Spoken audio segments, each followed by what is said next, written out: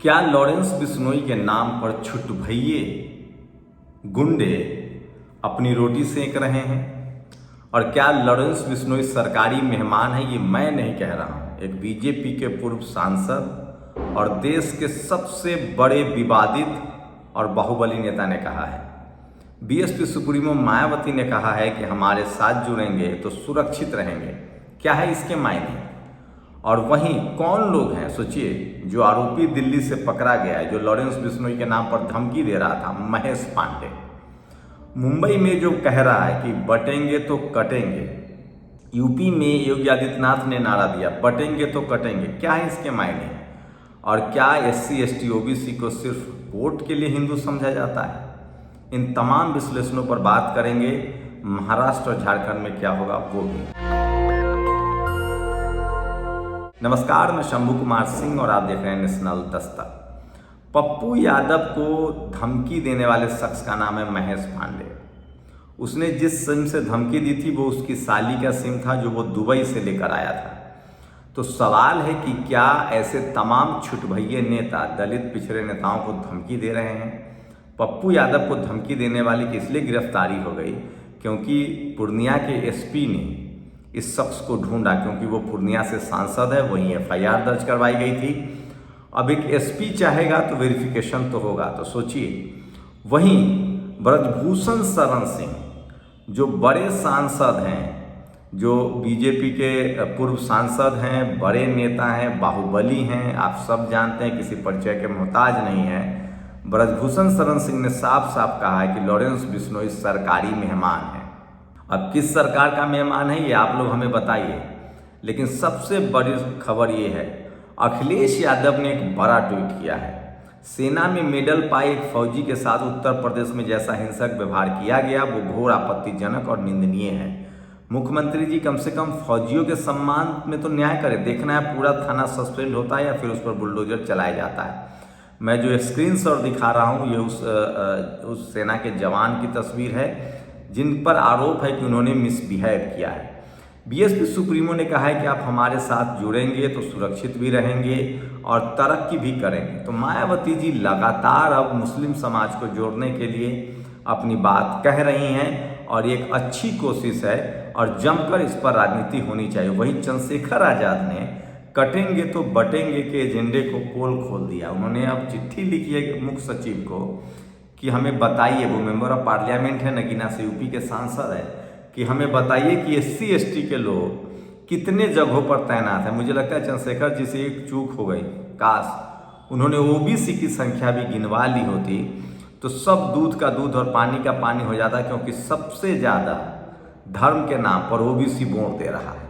वहीं इजराइल और फिलिस्तीन की बात करें तो आज की सबसे बड़ी खबर है, सोचिए, अमेरिका ने 20 ऐसी कंपनियों पर पाबंदी लगा दी है। अमेरिका ने 20 ऐसी कंपनियों पर पाबंदी लगा दी है जो भारतीय कंपनियां थी और जो रूस और अमेरिका में व्यापार कर रही थी। तो क्या हमारी विदेश नीति फेल हो रही है? एक तरफ हमारे अमेरिका से संबंध खराब हो रहे हैं, क्या यहाँ की जो टीवी अखबार है उस वजह से बड़ा नुकसान हो रहा है? ये सबसे बड़ा सवाल है। वहीं कनाडा से हमारे रिश्ते बहुत खराब हो रहे हैं। तो सोचिए, कनाडा में बहुत ज़्यादा भारतीय काम करते हैं, जैसे मिडिल ईस्ट में काम करते हैं।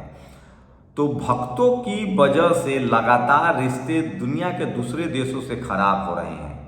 इजराइल के चक्कर में पूरा मिडिल ईस्ट हाथ से जा रहा है, उसके बाद फिर अमेरिका से रिश्ते खराब हो रहे हैं, कनाडा से रिश्ते खराब हो रहे हैं। तो ये सबसे बड़ी खबर है जो सोशल मीडिया पर वायरल है। वहीं हमारी कंपनियां भारतीय कानून के दायरे में काम करती है, ये भारत के प्रधानमंत्री ने कहा है। देखने वाली बात होगी कि अमेरिका का किस तरह का जवाब आता है। वैसे अगर ट्रंप जीतते हैं तो भारतीयों के लिए और मुश्किल बढ़ेगी। सोचिए, चीन के बाद दुनिया में भारत एक ऐसा देश है जिसके नागरिक सबसे ज़्यादा अप्रवासी है। लगभग 3 करोड़ के आसपास, जो मोटा मोटी आंकड़ा है, 3 करोड़ से ज़्यादा भारतीय दुनिया भर के देशों में काम करते हैं। तो भारत की विदेश नीति का सीधा सीधा इन पर असर पड़ता है। इसलिए जब भी विदेश के मामले में कुछ भी बोलें तो भारत के हितों की जरूर अनदेखी न करें, भारत के हितों की रक्षा करें। और कहीं भी इस्लामिक फोबिया, अगर आप एशिया की बात करेंगे तो आपको साउथ ईस्ट एशिया और मिडिल ईस्ट में आपको अपने साथ रखना पड़ेगा। ये सबसे बड़ी खबर है। और सोचिए, क्या पप्पू यादव को जो गिरफ्तार, जिसने इस तरह के तमाम कुकुरमुत्ते, ऐसे तमाम छुटभैये गुंडे जो हैं, क्रिमिनल जो हैं, मोहित पांडे जैसे, ये धमकाते हैं लोगों को। अब ले चलते हैं आपको दुनिया की सबसे बड़ी खबर। इजराइल अमेरिका को मिलेगा कठोर जवाब। ईरान के सुप्रीम लीडर अयातुल्ला खाई अली खमेनी ने बड़ा बयान दिया है।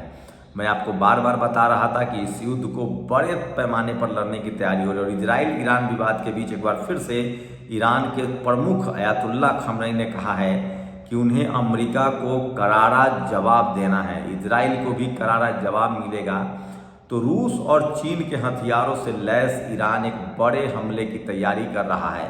वहीं अगर इजराइल पर हमले की बात करेंगे तो फिलिस्तीन के लड़ाके हमास, यमन के लड़ाके हूती और लेबनान के लड़ाके हिजबुल्ला ने भी लगातार हमले तेज कर दिए हैं। और हाल ही में इराकी रेसिस्टेंस, जो इराक के लड़ाके हैं, वो भी हमला कर रहे हैं। तो युद्ध और बड़ा होता जा रहा है। इसी बीच अमेरिका लगातार प्रेशर पॉलिटिक्स कर रहा है। मैं बार बार कह रहा हूँ, भारत की विदेश नीति मिडिल ईस्ट के साथ खड़ी है, मुस्लिम देशों के साथ खड़ी है, क्योंकि वहाँ हमारे हित जुड़े हुए हैं। भारत की विदेश नीति रूस के साथ जुड़ा हुआ है। अमेरिका कोशिश कर रहा है कि भारत रूस से दोस्ती तोड़े, जबकि सबको पता है कि रूस के साथ भारत के सबसे वैश्विक, विश्व स्तर पर देखिए, वैश्विक रिलेशनशिप की बात देखिए तो रूस भारत का सबसे विश्वसनीय दोस्त रहा है। ये सबसे बड़ी हकीकत है, सबसे बड़ी सच्चाई है। तो अमेरिका चाहता है कि हमारे उससे रिश्ते खराब हों। वहीं यूरोप से भी हमें लड़ाने की कोशिश हो रही है। यूरोप में कनाडा, इंग्लैंड और फ्रांस से हमारे रिश्ते सबसे अच्छे रहे हैं। तो यहाँ के भक्तों के दिमाग में गोबर भरा हुआ है। वो गोबर खाते भी हैं और वो गोबर सोचते भी हैं, लेकिन हमारे लिए देश का हित सबसे ज़्यादा जरूरी है। पत्रकारिता भी कहता है कि भारत के बायलैटरल रिलेशनशिप पर ऐसे कोई शब्द ना बोलें जिससे भारत के साथ द्विपक्षीय रिश्ते खराब हों। भारत के हितों को देखना जरूरी है। तो मिडिल ईस्ट में सबसे ज़्यादा भारतीय काम करते हैं, खासकर जो मिडिल ईस्ट के जो देश हैं। उसके बाद अगर यूरोप की बात करें तो कनाडा एक नंबर पे है, दूसरे नंबर पर अमेरिका है, तीसरे नंबर पर इंग्लैंड है, चौथे नंबर पर जर्मनी है, फिर फ्रांस है। ये सबसे बड़े देश है जहां भारत के नागरिक ज़्यादा संख्या में काम करते हैं और इनसे हमारे बायलैटरल रिलेशनशिप हमेशा मजबूत रहे हैं।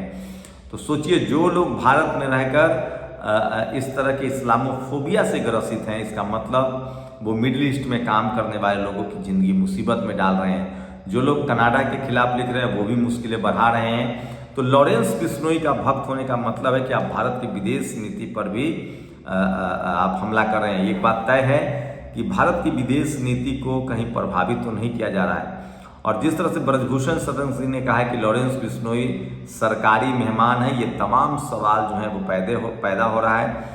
वही ईवीएम को लेकर लगातार चर्चा जारी है। जहां 2 राज्यों में चुनाव है, एलन मस्क लगातार ईवीएम पर अपडेट दे रहे हैं। उन्होंने ईवीएम को हैक करके भी दिखाया है। ये सबसे बड़ी खबर है। वहीं महाराष्ट्र और झारखंड के चुनाव की बात करें तो महाराष्ट्र में नवाब मलिक को लेकर बीजेपी फंस गई है और उसका जो हिंदू फायर ब्रिगेड का चेहरा है वो बेनकाब होता जा रहा है।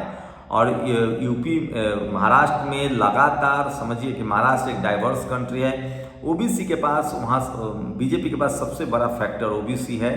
पंकजा मुंडे को आगे कर सकता है, लेकिन वो बोलने की हिम्मत नहीं कर रहा है। लेकिन अगर कांग्रेस ने वहाँ इस तरह के कैंडिडेट अप्रोच किए, चाहे वो नितिन राउत हों, चाहे एससी या ओबीसी, तो उसको फायदा होगा। झारखंड में लगातार हेमंत सोरेन भारी पड़ रहे हैं और वो लगातार एससी एसटी ओबीसी के मुद्दे पर चुनाव में लड़ रहे हैं। लगातार मंचों से जब उनका भाषण सुनिएगा हेमंत सोरेन का, जहां बीजेपी हिंदुत्व के नाम पर राजनीति कर रही है। विष्णु शर्मा, जो आज तो हेमंत जेएमएम ने यहाँ तक कहा कि आदिवासी मुख्यमंत्री के नाम पर वोट मिला था असम में। पहले जो सोनेवाल थे वो मुख्यमंत्री थे, फिर आदिवासी मुख्यमंत्री के नाम पर वोट मिला और बाद में एक जनरल को मुख्यमंत्री बना दिया गया। हेमंत विश्व शर्मा ब्राह्मण समाज से आते हैं। इसको अब मुद्दा बनाया है जेएमएम ने और दलित पिछड़ों, आदिवासी, अल्पसंख्यक की राजनीति कर रही है जेएमएम। तो अगरा बनाम पिछड़ा की राजनीति तेज हो गई है झारखंड में और इसीलिए सोचिए हेमंत विश्व शर्मा एक कमजोर कड़ी हैं और हेमंत सोरेन सभी मंचों से एससी एसटी ओबीसी अल्पसंख्यक समाज की बात कर रहे हैं। तो हेमंत सोरेन झारखंड में जो मैं देख रहा हूँ, आपको ग्राउंड रिपोर्ट भी दिखाऊंगा, मजबूत दिख रहे हैं। महाराष्ट्र में अभी भी बीजेपी की स्थिति अच्छी दिख रही है। यो बाइपोल की बात करें तो अखिलेश यादव मजबूत दिख रहे हैं। मायावती जी ने कहा है कि हमारे साथ जुड़ेंगे तो मजबूत रहेंगे, मुस्लिम वोटों के लिए एक बार फिर से वो कोशिश करें। लेकिन मुझे लगता है कि जब तक पॉलिटिकल अलायंस, आज के समय में कोई भी दल बिना पॉलिटिकल अलायंस के चुनाव नहीं जीत सकता है। चाहे बीजेपी को आप देखिए, वो पॉलिटिकल अलायंस में झारखंड हो, यूपी हो, बिहार हो चुनाव लड़ती है, महाराष्ट्र लड़ती है, तो ये एक बड़ा फैक्टर है। बीएसपी फैक्टर वही है जहां कांग्रेस ज़्यादा मजबूत है, वहां बीएसपी से वो अलायंस नहीं करती, इसलिए उसका नुकसान होता है। तो रीजनल पार्टियों से भी बीजेपी हार रही है और कांग्रेस से बीजेपी जीतती है। इस लिहाज से आप देखें तो महाराष्ट्र में भी रीजनल पार्टियां कुछ है, इसलिए बीजेपी के लिए कम मौका है। झारखंड में और बहुत कम मौका है। फिलहाल महाराष्ट्र में एनडीए गठबंधन को झटका लगता आप दिख रहा है, कुछ बढ़त अब इंडिया गठबंधन ने बनाया। आप लोग अपनी राय जरूर दीजिए। शुक्रिया। नेशनल दस्तक की आपसे गुजारिश है कि अगर इसको बचाना चाहते हैं तो नेशनल दस्तक को सब्सक्राइब करने के लिए रेड कलर के सब्सक्राइब बटन को दबाएं, फिर बेल आइकन की घंटी दबाएं। नेशनल दस्तक को बचाने के लिए बहुत जरूरी है कि हर खबर को शेयर करें, लाइक करें, कमेंट जरूर करें।